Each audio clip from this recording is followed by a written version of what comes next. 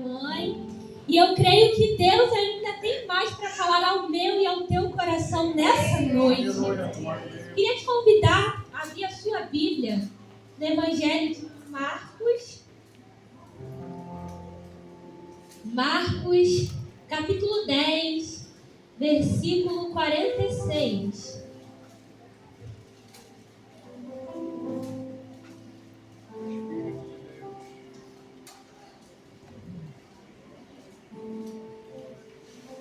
Marcos, capítulo 10, versículo 46, que diz assim: Depois foram para Jericó, e saindo ele de Jericó com os seus discípulos e uma grande multidão, Bartimeu, o cego, filho de Timeu, estava assentado junto ao caminho mendigando, e ouvindo que era Jesus de Nazaré, começou a clamar e a dizer: Jesus, filho de Davi, tem misericórdia de mim. E muitos o repreendiam para que se calasse, mas ele clamava cada vez mais: Filho de Davi, tem misericórdia de mim. E Jesus, parando, disse que o chamassem. E chamaram o cego, dizendo-lhe: Tem bom ânimo, levanta-te, que ele te chama. E ele foi, lançando de si a sua capa, levantou-se e foi ter com Jesus. E Jesus, falando, disse-lhe: Que queres que te faça? E o cego lhe disse: Mestre, que eu tenha vista. E Jesus lhe disse: Vai, a tua fé te salvou. E logo viu e seguiu a Jesus pelo caminho. Feche seus olhos nessa noite, vamos estar orando. Senhor, nós cremos que a tua palavra ela é viva, ela é eficaz, que a tua palavra ela é santa, a tua palavra é pura, não há defeito na tua palavra. Nós cremos, Senhor, que toda palavra que sai da tua boca, ela não volta vazia, antes cumpre todos os seus propósitos. Senhor, a tua palavra é lâmpada para os nossos pés, é luz para os nossos caminhos. Ó Senhor, sua palavra nos consola, nos exorta, nos conforta, nos santifica. Ó Senhor, e é tão somente nessa tua palavra que nós cremos, Senhor, e desejamos que o Senhor fale aos nossos corações.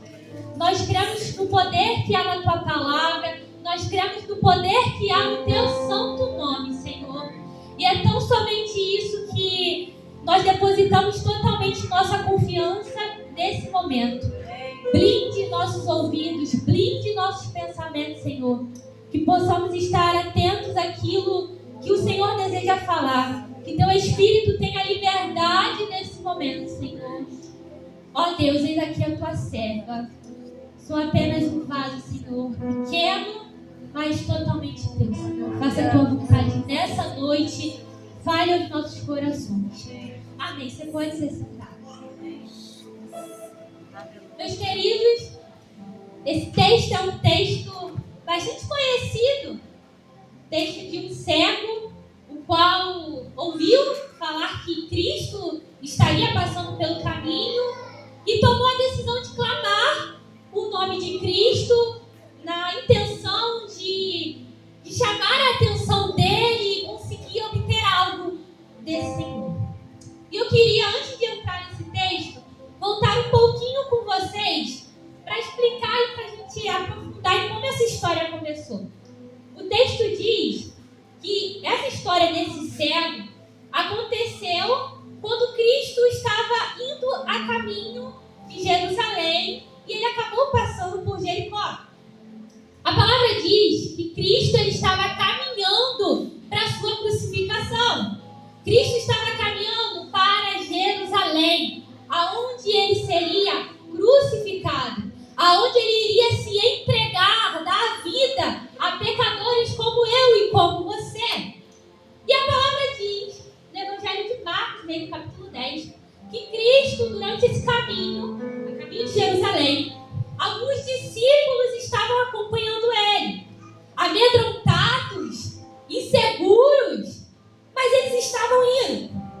E anteriormente, nesse texto, diz que durante o caminho, 2 de seus discípulos, chamados Tiago e João, filhos de Zebedeu, viraram para Jesus e falaram assim: Mestre, conceda para a gente o que a gente vai te pedir. E Cristo virou para eles e falou assim: o que queres que eu te faça? E algo muito interessante, meus irmãos, que as nossas petições, tudo aquilo que a gente pede a Cristo, revela aquilo que está no nosso coração. Através da sua oração, é possível identificar o teu coração. E também é possível identificar quem é o teu Deus. Porque nem tudo aquilo que a gente pede em nome de Cristo está bem intencionado e é algo bíblico. Quantas vezes é usado o nome de Cristo, o nome do Senhor, em vão, para os nossos próprios deleites? Em Tiago diz: vocês pedem, pedem, pedem e não recebem, porque vocês pedem para os vossos próprios desejos, para os vossos próprios deleites. Por isso que tem muita oração que ela não é correspondida, ela não é respondida a Cristo, ele não se move. Porque não é uma oração que está de acordo com a vontade de Deus. Todas as nossas petições, elas vão revelar isso pra gente. Aquilo que está no nosso coração. Aquilo que nós somos. O que nós sabemos a respeito de Deus. Porque se eu vou orar pedindo a Deus uma cura, é porque eu sei que Deus tem poder para curar. Se eu vou orar pedindo a Deus paz, é porque eu sei que Ele é socorro bem presente nos momentos de angústia, que Ele pode aliviar a minha alma. A minha petição, aquilo que você pede a Deus, revela quem você é, o que está no teu coração. Há muito tempo atrás, conversando com um dos meus pastores, e na nossa conversa de vai e vem, né, aquele momento que ele estava me discipulando, ele disse algo que eu guardo para a minha vida toda, que é: quer conhecer o quão crente uma pessoa é? Aí na hora eu fiquei assim: quero, fala a fórmula aí. Aí ele: pede essa pessoa para orar.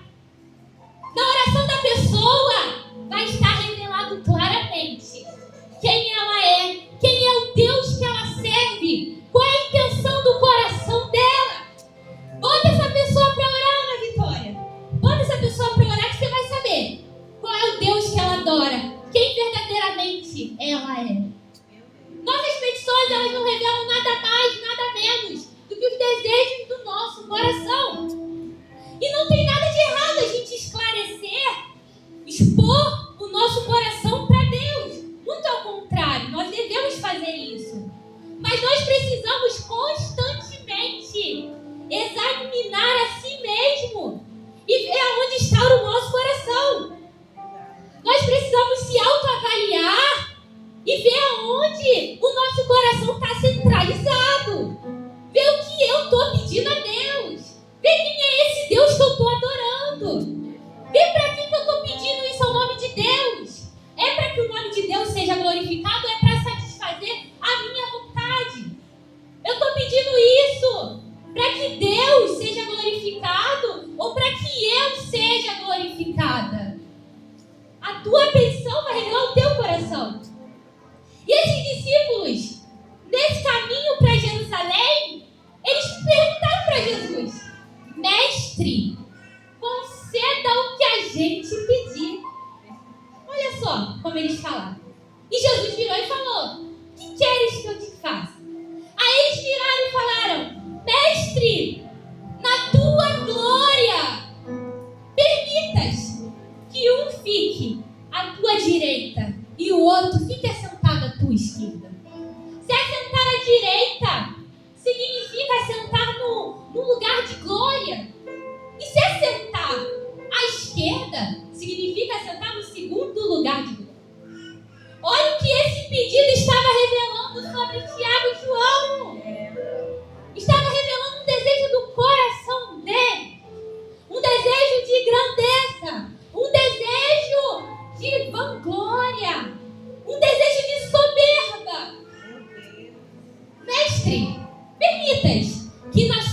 glória se assente um à sua direita e um à sua esquerda.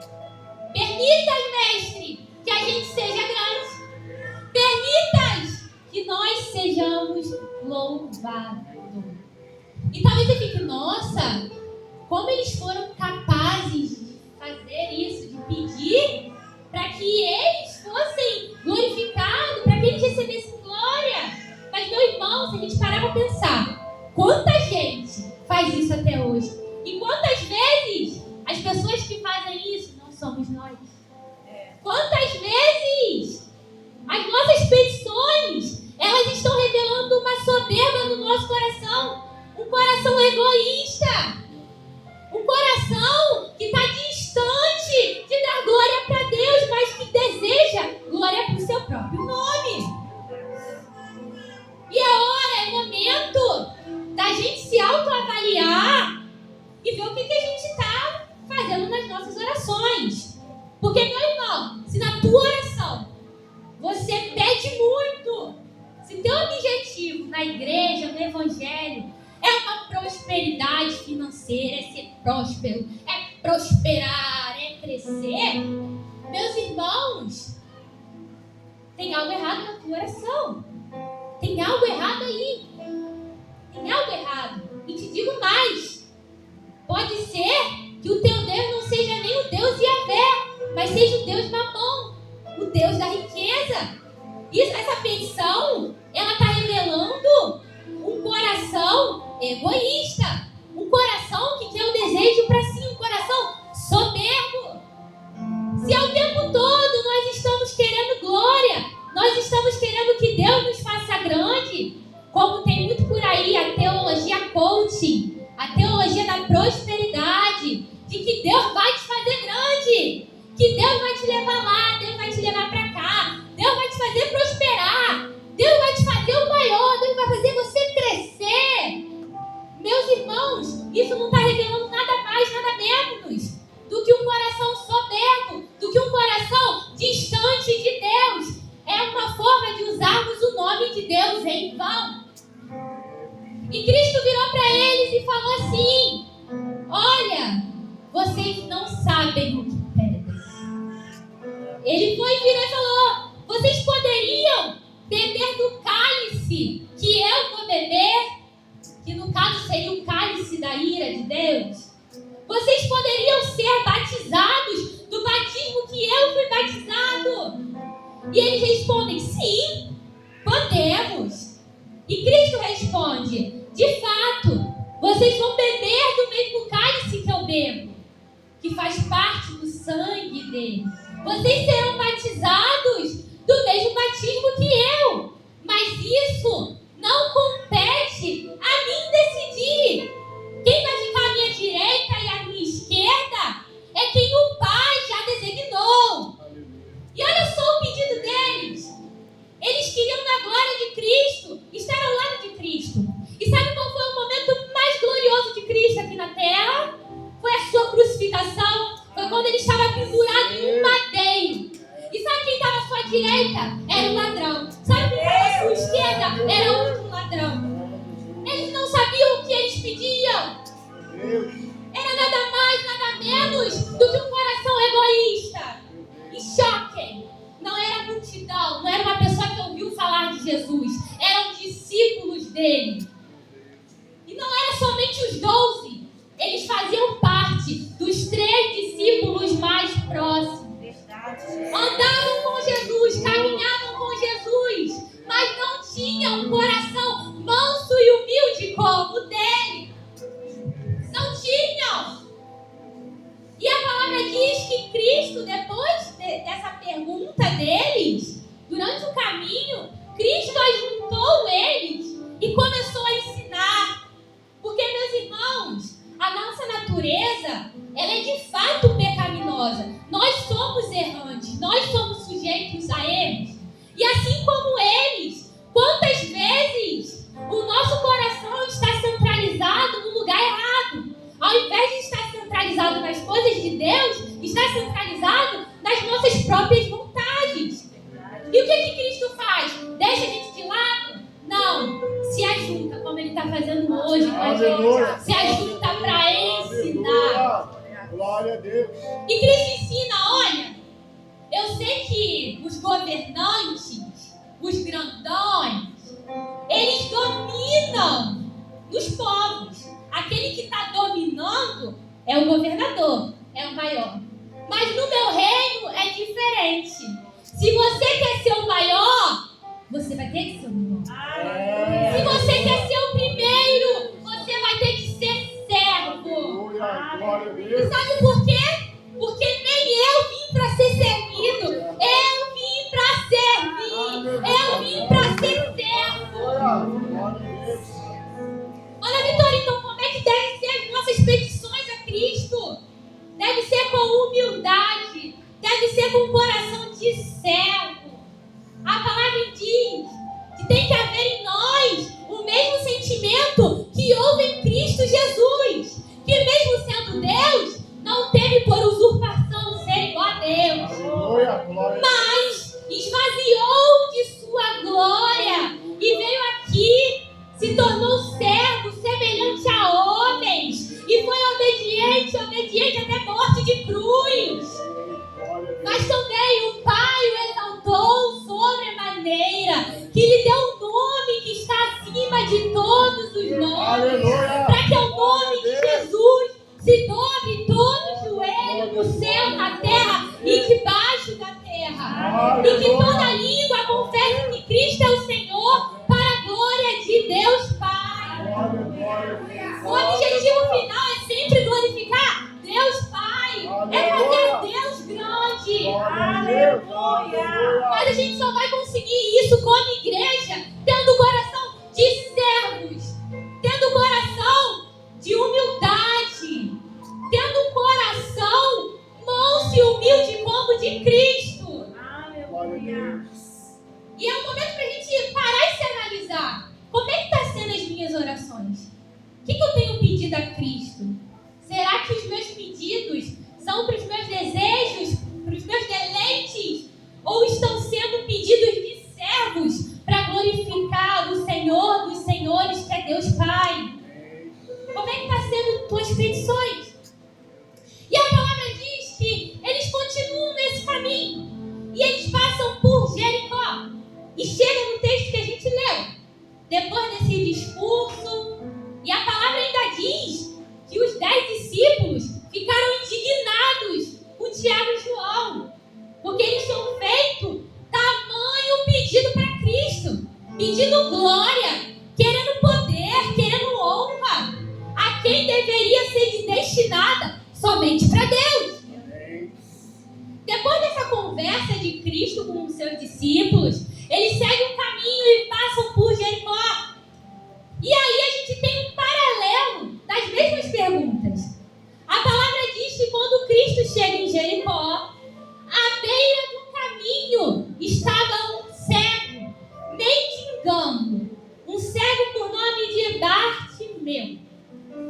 E a palavra diz que esse homem, esse cego, ao ouvir, somente ouviu, que Jesus passaria ali, ele resolveu clamar o nome de Jesus. E aqui a gente tem 2 pontos, meus irmãos. Porque esse homem, além de ser cego, ele não tinha tido nenhuma proximidade com Cristo. Mas naquele momento, ao ouvir falar de Cristo, ele resolveu clamar o nome dele. E a palavra nos diz que a fé, ela vem pelo ouvir. E ouvir a palavra de Deus. A partir do momento que aquele homem ouviu o nome de Cristo, o coração dele se encheu de fé. E ele resolveu clamar o Todo-Poderoso. Resolveu clamar o nome que está acima de todos os nomes.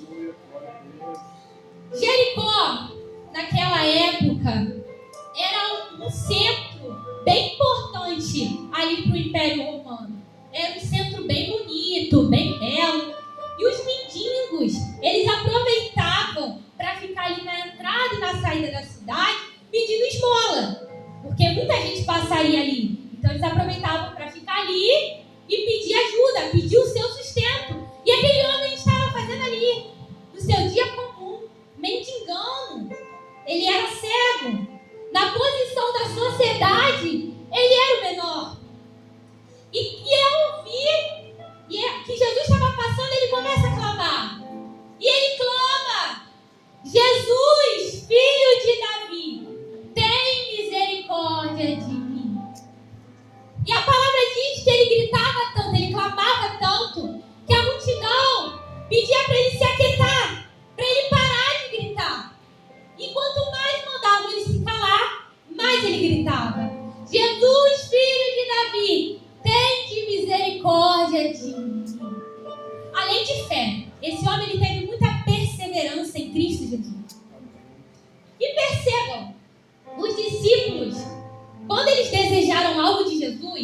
eles já chegaram revelando aquilo que estava no coração deles, que era soberba. Eles já chegaram falando: mestre, conceda, realiza aquilo que a gente vai te pedir. Agora esse cego não. Esse cego, antes de pedir algo a Jesus, ele manifesta a sua grandeza. Jesus, filho de Davi. Ele diz: eu reconheço que esse homem é o filho de Davi, é o Messias, é o esperado. Esse é aquele que iria vir para nos libertar. Ele é o Emanuel, filho de Deus. Aleluia. E ele grita: Jesus, filho de Davi, tem misericórdia de mim. E misericórdia hoje é uma palavra tão comum. E até lá na igreja, no domingo, na ministração, falaram um pouco sobre isso. E no nosso pequeno grupo a gente estava comentando sobre isso nessa semana, do quanto algumas palavras, por tanta gente falar, perdem o significado para nós. A gente só fala, mas o significado se esvazia, a gente se esquece. E isso acontece com cruz, com pecado, com o sangue de Cristo. E tem acontecido também com misericórdia. É algo tão comum que até no dia a dia a gente fala. Aconteceu algo, você fala: ai, misericórdia. Misericórdia, Jesus. E quando a gente para analisar, o que é misericórdia? A gente sabe que a gente pede misericórdia a Deus. Misericórdia a Jesus. Mas o que é misericórdia? O que é misericórdia? A gente fala tanto que o significado se esvaziou para nós. Mas sabe o que significa misericórdia? Sabe o que aquele cego, mendigão, estava pedindo para Cristo?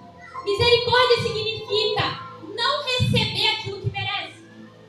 É isso que Deus teve conosco. Misericórdia.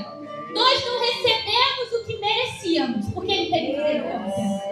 E sabe o que aquele cego estava falando? Jesus, filho de Davi, tem misericórdia de mim. Não me dá o que eu mereço. Escuta o meu clamor. Não me dá o que eu mereço. Aleluia. Muita graça de Deus. Não me dá o que eu mereço. Porque se Ele fosse dar o que a gente merece, meu irmão, a gente iria receber a condenação. Se Cristo fosse dar o que você merece, independente da tua petição, tu ia receber condenação. Se Cristo ouvisse aquele pedido de Tiago e João, o que eles iam receber, sabe o que era? Uma crucificação. Ia ser o nome de ladrão. Ia estar uma cruz uma na outra. Mas aquele cego não. Ele clamou falando: misericórdia, não me dá o que eu mereço. Porque até para chegar até Jesus, a gente precisa estar com humildade. Para não receber o que a gente merece. E de tanto clamar, e de tanto clamar, e de tanto clamar, a palavra diz que Jesus parou. Você imagina, Jesus caminhando para a sua crucificação, os discípulos, uma multidão, deveria estar um burburinho entre os discípulos, porque Jesus tinha unido eles, tinha dado aquela atenção, falando que para ser grande tem que ser o menor, se quer ser servido, tem que ser servo. Então você imagina como é que estava o clima. Mas aí Jesus para. E Jesus para porque um cego está gritando. Jesus para e manda chamar ele. Aí eu te pergunto: o que fez Jesus parar para aquele cego? Até então ele não pediu nada. Ele só pediu para não receber aquilo que ele merecia. Meu Deus. E ele só estava clamando isso. E sabe o que fez Jesus parar, meu irmão? A palavra diz que o coração quebrantado e contrito, o Senhor não rejeita. O Senhor não rejeita um coração sincero, um coração humilde, um coração quebrantado aos seus pés. Aleluia. E meus irmãos, se nós desejamos que as nossas orações sejam ouvidas para a glória de Deus, precisamos ter esse coração humilde, quebrantado, contrito, porque é o coração que Cristo ouve e que Cristo não rejeita. Ele parou e mandou chamar o cego. E preste atenção, era o cego que estava clamando: Jesus, filho de Davi, tende misericórdia de mim. Mas foi Jesus que mandou chamar ele. Porque antes mesmo de ter um desejo no nosso coração, o coração dele já está desejoso em nos abençoar, e nos atrair para perto, e nos trazer para perto da sua presença. Glória a Deus. Aleluia. Antes mesmo de fluir um desejo em mim, você, já flui o desejo dele, já flui o desejo do Pai, que foi capaz de entregar o seu Filho por amor, em amor. Aleluia. E falando que vamos chamar ele. Aí eu poderia dar aquele discurso lindo que a gente escuta, né? Olha, aqueles que estavam mandando ele parar de gritar, teve que ir lá e chamar eles porque Jesus estava chamando. Isso a gente, infelizmente, escuta muito, né? Tem até uma, não sei, posso nem chamar de música, né? Música gospel, que diz: quem te viu passar na prova não te ajudou. Quando vê você na bênção, vai se arrepender. Né? Se enquadraria perfeitamente nesse quadro. Mas, meu irmão, isso não é bíblico. Rivalidade, ela não é bíblica.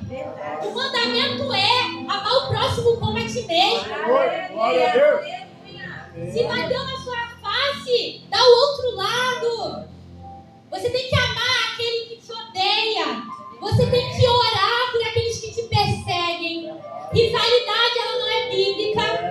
Tentar ser maior que o outro não é bíblico. Isso não é bíblico, isso não está na Bíblia. Isso só está revelando mais o nosso coração pecaminoso. A soberba que existe em nós de querer ser maior do que o nosso irmão. Então, eu vou parar para analisar o texto, ele nem me dá evidência de que a multidão ficou triste com isso. Muito pelo contrário. Quando foram chamar ele, falaram: coragem, alegre-se, levanta-te, porque ele está te chamando. Rivalidade não é bíblico, meu irmão. Não é. Isso aí são as falsas teologias que tentam anunciar por aí. Mas isso não é bíblico. O que flui do coração de um verdadeiro crente é amor, é perdão, é paz.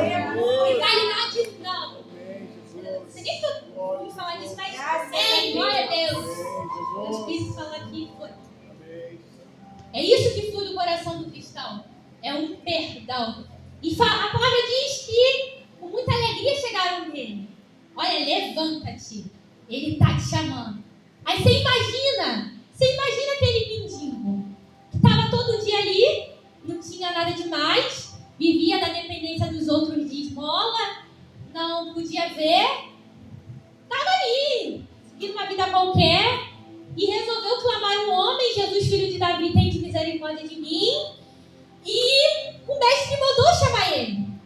E a palavra diz que naquele momento ele tirou a capa, deu um salto e levantou e foi até Jesus.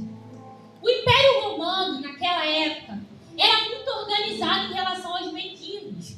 Eles não viviam na rua por aí pedindo esmola. Eles não podiam fazer isso.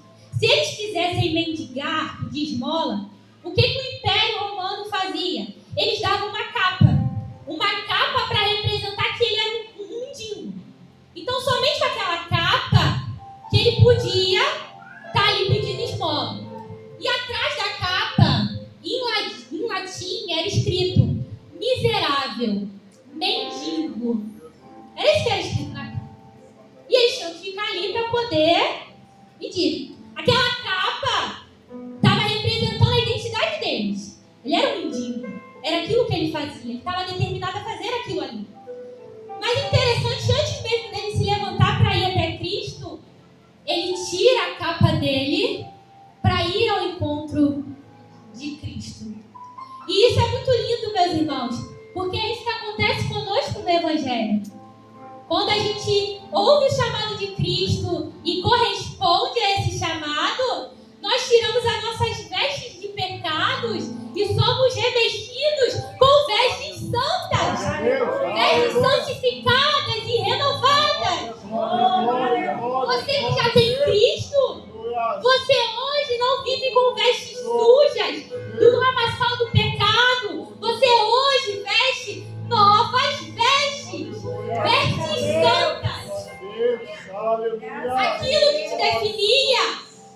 como um pecador, as vestes de pecado não te representam mais. Você recebeu novas vestes de filho de Deus. Amém. Hoje você faz parte do corpo de Cristo. É herdeiro das bênçãos celestiais. Co-herdeiro com Cristo Jesus. Aleluia. Olha que coisa gloriosa, que coisa poderosa.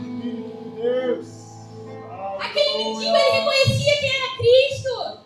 E preste atenção, a capa servia também para eles pedirem esmola. Pedir esmola. E ele já falou para Cristo: misericórdia, não me dá o que eu mereço. Mas ele tirou também a capa. Ele não foi para Cristo para pedir esmola. Não era esmola que ele queria de Cristo. E a palavra diz que ele deu um salto e se levantou. E é algo assim maravilhoso. Maravilhoso a gente se pensar, né? A palavra não diz, mas a gente pode se imaginar quanto tempo aquele homem viveu naquela situação.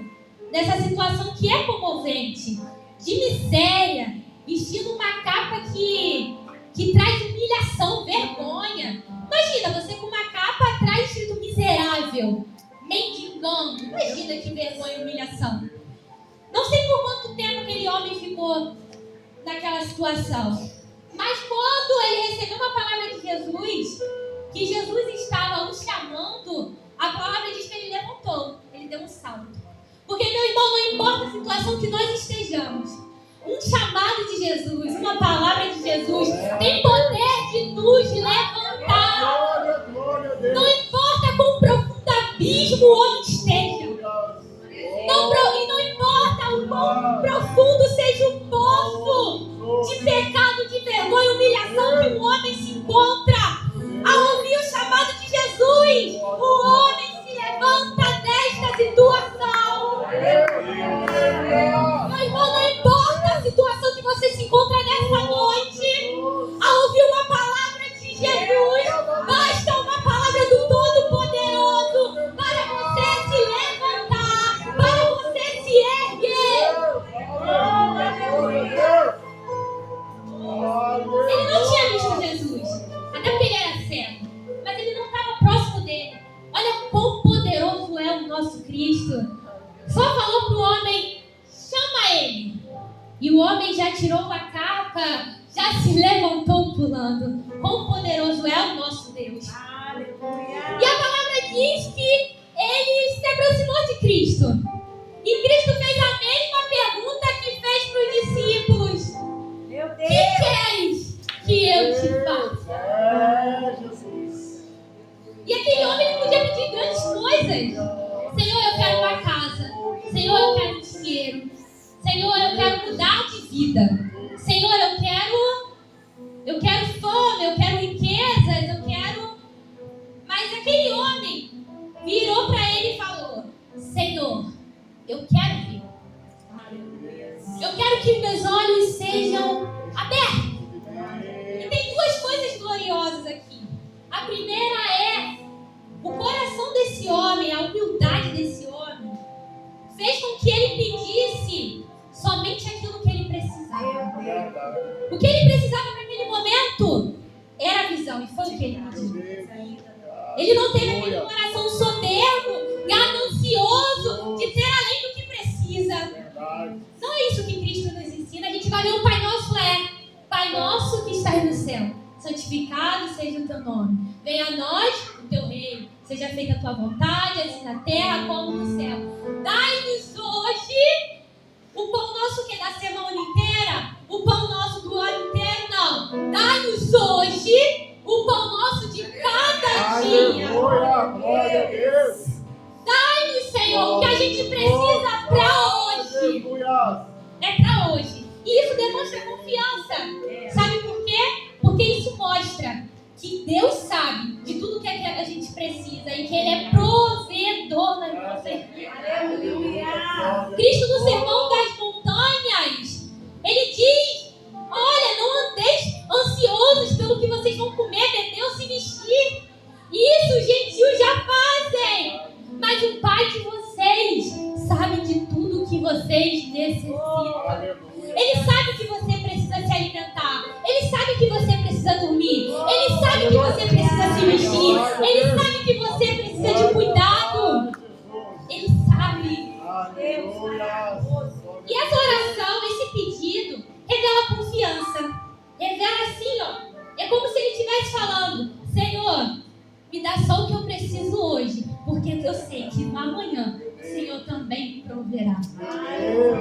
Jesus, eu só preciso da visão. Só me dá a visão hoje. Porque eu sei que amanhã o Senhor vai prover. Glória a Jesus. A gente tem essa mania gananciosa de querer além do que a gente pode. A gente quer muito, a gente quer tudo. Mas Jesus quer nos ensinar a ter e pedir somente o que precisamos. Isso revela um coração dependente de Deus. Eu sei que Ele vai prover. Repara nas orações. Muitas das vezes a pessoa vai orar, ela ora pelo ano inteiro. Senhor, abençoa hoje, amanhã, terça, quarta, quinta e por aí vai. E isso traz ansiedade na gente, uma preocupação que o crente não deveria ter. Quando deveria ser o contrário. Senhor, dai-nos hoje o pão nosso de cada dia. Amanhã o Senhor vai cuidar, amanhã o Senhor vai prover. No deserto, Deus mandava para alimentar o seu povo um maná todos os dias. E a ordem era não acumular, porque se acumulasse ia estragar. E isso era Deus ensinando o seu povo a ter dependência. Porque o mesmo Deus que providenciou o maná no hoje, quer providenciar o maná no amanhã. E a palavra diz que uma vez eles tentaram juntar, guardar para outro dia. E sabe o que aconteceu? Estragou. Porque o maná de hoje é para hoje. O que a gente tem para hoje é hoje, meu irmão. Celebra hoje, vive hoje, pede por hoje, pede por agora. O amanhã não pertence a nós, está nas mãos de Deus. Minha mãe às vezes fica até coisa comigo, porque quando ela vai falar umas coisas, eu falo, mãe, eu não sei nem se eu vou estar viva. Aí ela fica, você é tão jovem. Mas é verdade, meu irmão. Você acha o quê? Que só vai morrer quem é idoso, quem já está numa idade mais avançada? E não, ninguém sabe do seu amanhã. Seja o bebê recém-nascido, seja o mais ancião, ninguém sabe quando é o seu último dia aqui na terra. É tudo incerto. Só há uma certeza. Deus é bom e faz com que todas as coisas cooperem para o bem daqueles que o amam. Graças a Deus. Eu só tenho essa certeza, meu irmão. Deus é bom, é dono da minha vida. Pronto. Agora, eu ser dono, não. O meu cuidado não protege ninguém. A minha inquietude não resolve nada. Somente o Deus Todo-Poderoso tem o poder, tem o controle, tem o domínio, tem a segurança. Geralmente nas ministrações eu sempre falo no final, e que é muita verdade. Eu não sei o que vai acontecer na tua semana. Eu não sei como vai ser tua segunda-feira, tua terça. E por mais que a gente, na nossa humanidade, deseje que tudo ocorra bem, que seja uma bênção, isso para nós ainda é incerto. Por mais que Deus seja bom, o propósito e o objetivo de Deus não é nos confortar aqui nessa terra, mas é nos santificar. Aleluia. E Ele usa os meios que forem necessários para fazer isso. E o amanhã é incerto, você não sabe o que vai acontecer amanhã. Você não sabe se você vai estar vivo, você não sabe se você vai acordar. A gente não sabe. A única certeza do crente é: Deus é bom. Amém. Essa é a certeza. E se Deus é bom, Ele é um bom Pai. E se eu sou filha dele, eu tenho esse cuidado. Jesus disse no Sermão da Montanha: olhem para as aves do céu. Não plantam, não semeiam, não ajuntam alimentos em celeiros. Mas o Pai Celestial todos os dias as alimentam. Não tem vocês mais valor do que elas. Se Deus cuida todos os dias dos passarinhos do céu, não vai cuidar de mim e de você que é filho. Ô meu irmão, vamos mudar a nossa oração. Vamos demonstrar confiança e dependência em Deus. Vamos demonstrar que o nosso coração confia em Deus Todo-Poderoso, onipotente, onipresente, onisciente. Aleluia! E ele vira e fala: mestre, eu quero ver. Isso é uma das coisas gloriosas. E a segunda Para pra pensar. De todas as coisas que ele poderia pedir naquele momento, ele estava de frente para Deus Todo-Poderoso, o Deus encarnado, o Verbo vivo que desceu do céu. E ele pediu a visão. É como se ele falasse: Senhor, eu já ouvi falar de ti, mas permita que meus olhos contemplem o Senhor. Permite que meus olhos te contemplem. E eu lembro algo muito lindo que Jó diz: antes eu ouvia falar do Senhor, mas hoje os meus olhos viram quem tu és. Senhor, eu quero ver quem o Senhor é. Abre os meus olhos, Senhor. Eu quero ver a tua face, Senhor. Eu não vou desperdiçar essa oportunidade. Se eu tenho um pedido a fazer, deixa eu ver a tua glória, deixa eu ver a tua face. Tira, Senhor, a cegueira que abre os meus olhos. E quantas vezes a gente precisa fazer essa oração? Senhor, nos deixa ver. Tira toda a cegueira espiritual, tira tudo aquilo que nos segue, nos deixe cego, para que a gente possa de fato contemplar a tua glória, a tua face, a tua grandeza. E a palavra diz que Cristo virou para ele e falou: vai, a tua fé te salvou. Em um momento Cristo falou: veja, olhe para mim. Cristo não tocou no olho dele, Cristo não fez nada. Cristo falou: vai, a tua fé te salvou. Esse pedido dele, desse cego, revelava algo também muito grandioso para a gente. Porque os discípulos, mesmo andando com Jesus, eram cegos espiritualmente.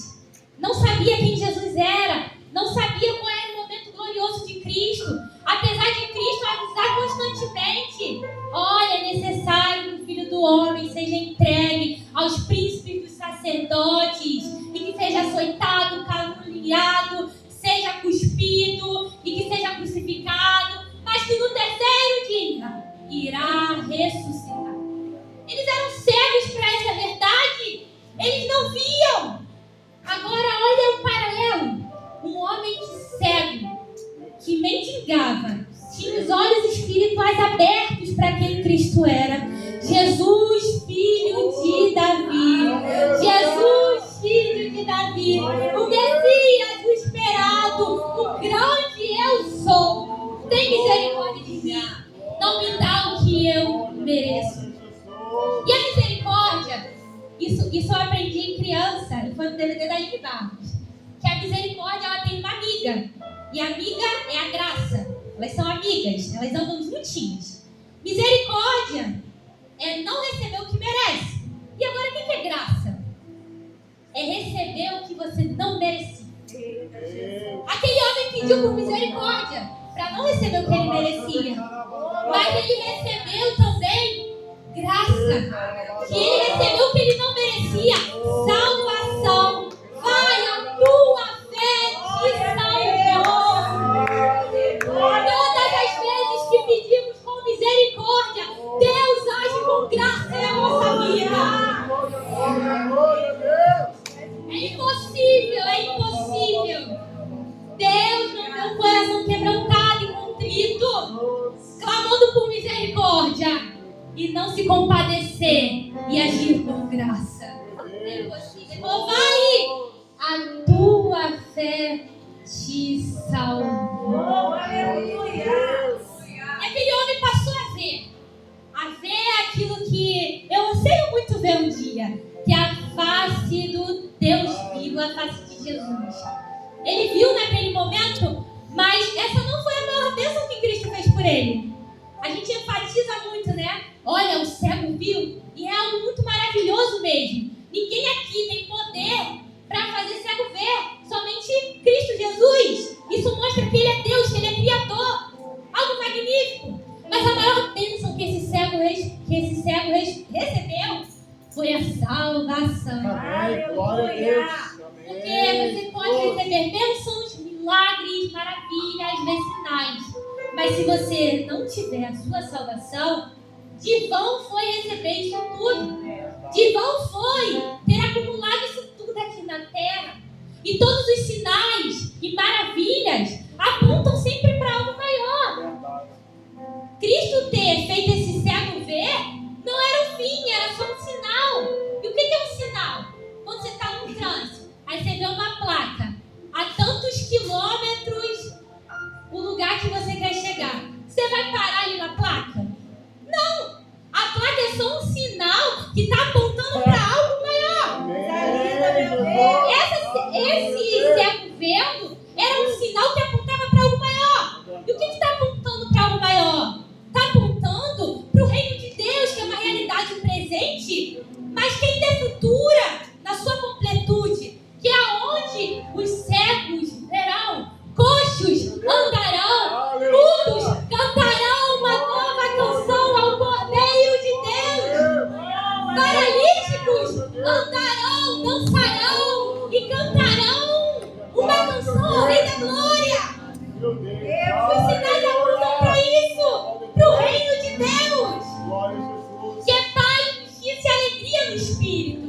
E me mostra e me lembra que haverá um dia nesse reino que não vai ter mais dor, nem choro, nem planto, nem luto, nem enfermidade, nem doença. Nada disso vai haver, será só alegria e louvores ao grande Rei.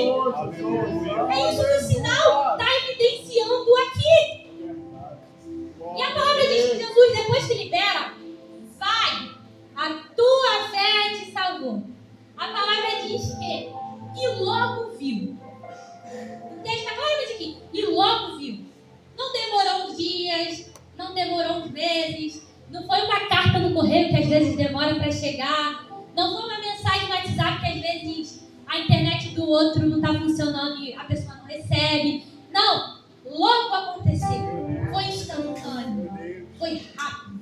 Cristo não tocou nele, Cristo não pulou, não fez nada. Cristo só falou. E logo viu.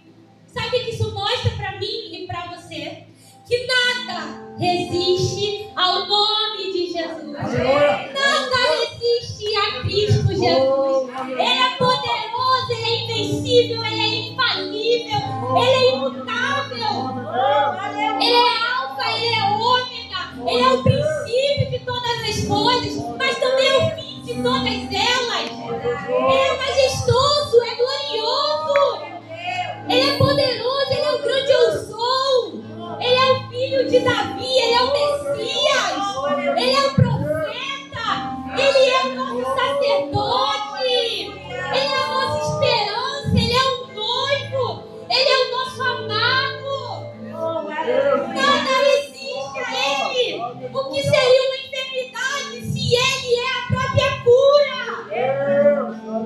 E ainda diz, pelas pisaduras dele, nós já fomos sarados. Não vamos ser, nós já fomos sarados pelas pisaduras dele naquela cruz. Nada resiste ao nome dele. Nada, nada, nada, nada. E algo muito lindo, que esse homem clamou a Cristo com a motivação certa, uma motivação de humildade, pedindo a Cristo misericórdia, e recebeu graça, recebeu o seu milagre, recebeu a sua salvação. Ele sabia quando começou a clamar, quem era o nome que ele estava clamando? Jesus, filho de Davi. Ele sabia que nesse nome tinha poder. E nessa noite, meu irmão, assim como esse cego, você pode também clamar ao nome dele, pedindo misericórdia, pedindo compaixão, falando: Senhor, não me dá o que eu mereço. E assim como ele fez com aquele cego, ele irá escutar o seu clamor. Independente da sua causa, a causa desse cego era uma vida miserável, era ter a sua vista limitada. Mas nem isso limitou o poderio de Cristo. Independente da sua causa, ela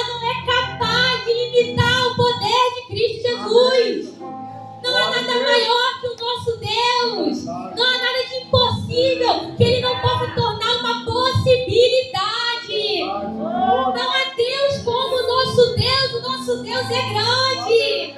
Não há nome maior que Ele. Não há Deus maior que Ele. Você pode clamar a Ele nessa noite.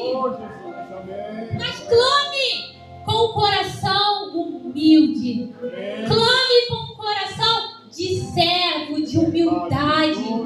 Mostre que você tem um coração, um desejo de apenas receber a misericórdia e a graça que Ele tem para oferecer a todos aqueles que o buscam, que o clamam. Esse é o poder do clamor. Outros deuses, meus irmãos, outros deuses, têm olhos, mas não veem. Têm ouvidos, mas não escutam. Têm mãos, mas nada podem fazer por aqueles que o seguem. Deuses de madeira, de barro, de ouro, de prata. Esses deuses, eles são apenas imagens, figuras. Seres que talvez vivos tiveram até relevância, mas morreram e acabaram por si só ali. Mas o teu Deus não. O teu Deus tem olhos e tudo contempla. Tem ouvidos abertos para ouvir o nosso clamor. As mãos dele não estão encolhidas para que não possa te abençoar. Os outros deuses morreram e ficaram apenas nos livros de história. Mas o teu Deus ressuscitou ao terceiro dia. E hoje está elevado, exaltado. Ele é glorioso, Ele é poderoso. O teu Deus está vivo. O teu Deus quer escutar as tuas orações. Você não adora um Deus morto, meu irmão. Você adora um Deus vivo e que deseja manifestar a tua glória no meio dos seus. Deseja fazer com que a gente seja um propósito dele aqui na terra. Faça parte do seu reino. Mas para isso, precisamos aprender a ser servos, a ter coração humilde como esse cego. Não fazer como os discípulos, que tinham um coração soberbo e egoísta, mas um coração como esse cego, humilde, que pediu primeiramente misericórdia, que lhe clamou por aquilo que precisava no dia de hoje, naquele momento era visão. E que por graça recebeu além do que merecia, recebeu salvação, recebeu misericórdia, recebeu compaixão de Cristo, o filho de Davi.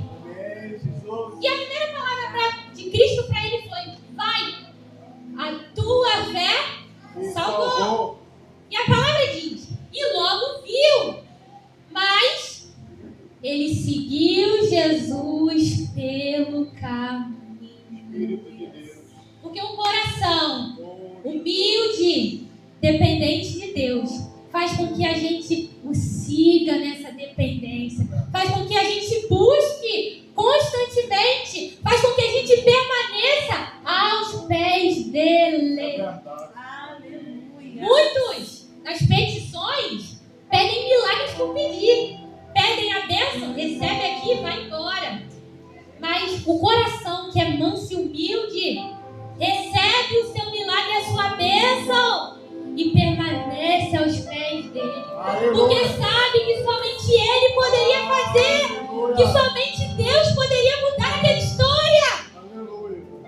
A palavra não diz mais desse cego Bartimeu, mas no coração dele, imagina a indignação. Tipo, meu Deus, você é o grande eu sou. Você acabou de fazer eu ver, eu tô te vendo. Eu nunca vi, eu tô te vendo. E você me manda embora. Eu quero te seguir pela vida toda. Eu não quero seguir. Como vai embora? Como é que a gente larga Cristo, meu irmão? Como é que deixa Cristo pelo caminho? Eu quero seguir a Cristo pela minha vida toda. E a minha alegria é saber que não será somente nessa vida. Eu tenho uma eternidade para passar ao lado dele. Eu quero seguir ele para sempre, por todos os dias da minha vida, por todos os segundos. Que eu não receba bênção, milagres, nada. Mas que assim como esse cego, que eu apenas tenha meus olhos abertos, que eu possa contemplar ele e que eu possa ter a minha salvação.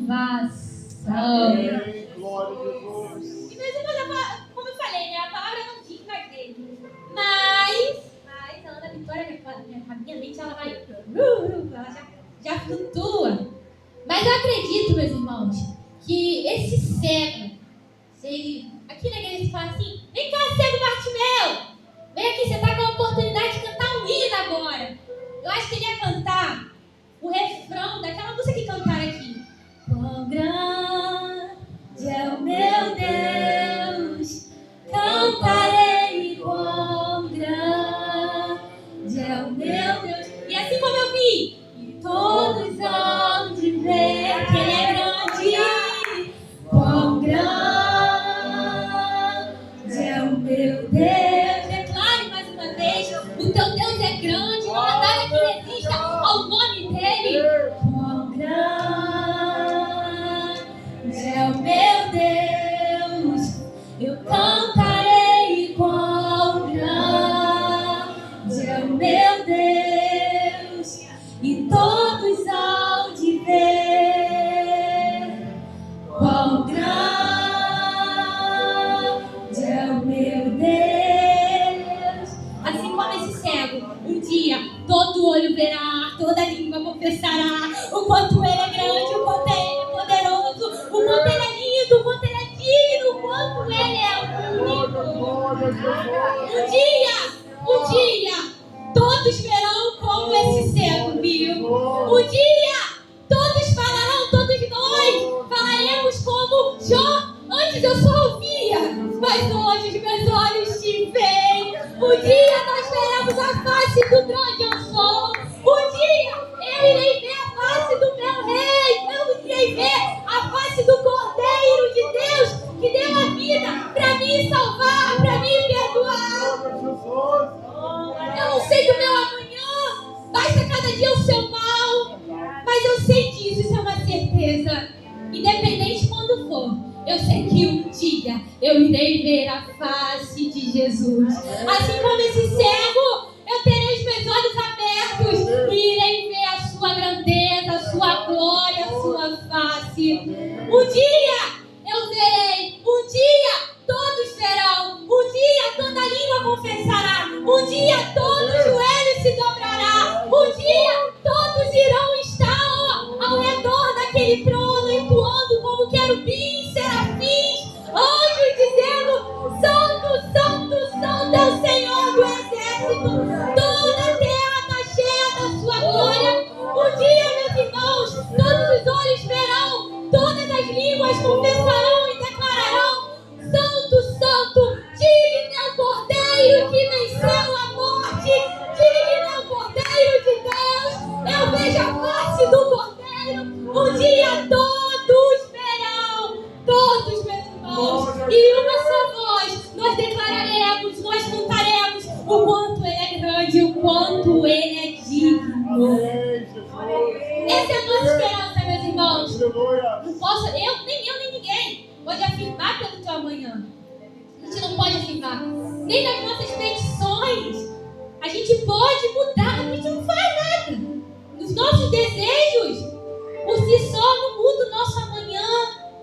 Mas uma coisa é certa: um dia veremos o grande eu sou. Um dia veremos o que esse cego viu. Um dia veremos o que João viu. Um dia veremos o que Jó viu. Um dia veremos o que Abraão, Isaac e Jacó viram. Um dia veremos. Um dia nós iremos ver o que fazem anjos serafins se prostrarem ao redor do trono e declararem: Santo, Santo é o Senhor. Um dia eu verei também. Um dia você também verá. Essa é a nossa esperança. E que esse seja o seu desejo nessa noite.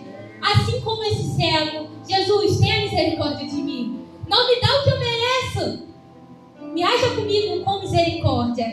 E tenha certeza que além da misericórdia, Ele vai agir com graça na tua vida. E um dia, teus olhos verão, assim como esse cego viu. Todo olho verá, toda língua confessará a grandeza desse Deus. E eu agradeço a minha oportunidade. Você aplaude o mais forte que você puder a esse Deus que é digno, que é lindo, que é único e que é fiel.